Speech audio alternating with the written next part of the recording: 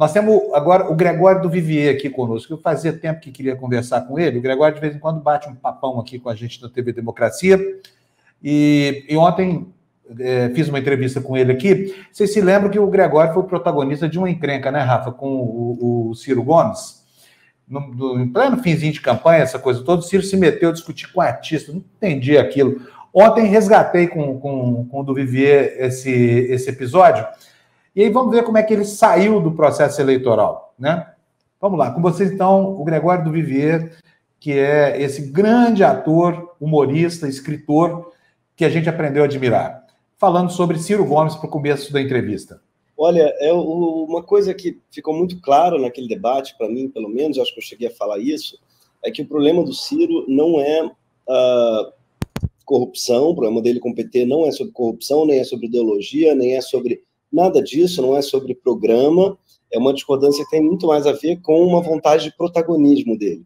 E isso fica muito claro quando ele, por exemplo, ele negou, tá, na campanha, o Lula chamou ele para ser vice, só que ele falou que ele queria que o Lula fosse vice dele, ou que o Haddad fosse vice dele, ou seja, é protagonismo que ele sempre teve atrás, não é programa, não é lutar contra o fascismo, não é nada disso, era sempre sobre ele, e não é o momento dele, claramente, as intenções de voto sempre disseram que não era o momento dele, então, cada um tem o seu desejo, todo mundo pode se candidatar à presidência se quiser, basta se filiar a um partido, ter mais de 35 anos e tal, mas para você virar uma pessoa viável, você tem que ter intenções de voto, isso ele não tinha já, então o meu apelo para ele foi que era irresponsável, hoje, no Brasil, lutando contra o fascismo, você botar a sua vida, a sua candidatura, a sua face, a sua pessoa em primeiro lugar.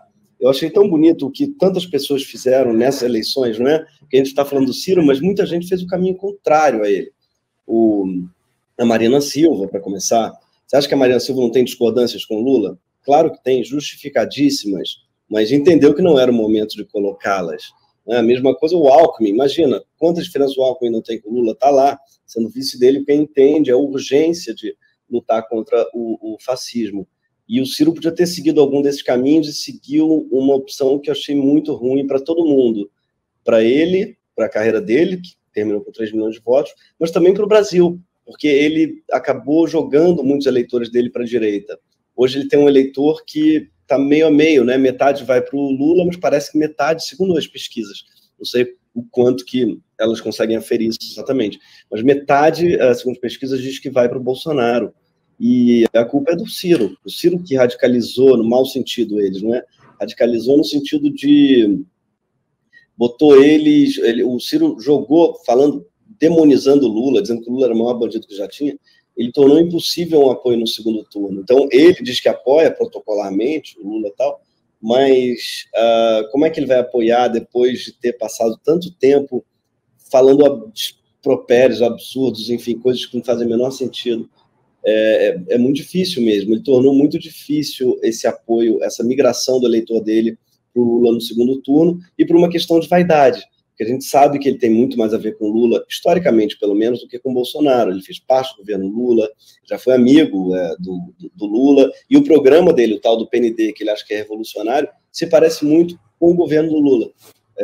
O Lula 1 e 2 está ali, fala sobre tudo que o Lula fez, é um governo que seria muito facilmente adotável, vários pontos ali serão muito facilmente praticáveis pelo governo do PT. Então, o problema dele não é programático, sempre foi ético.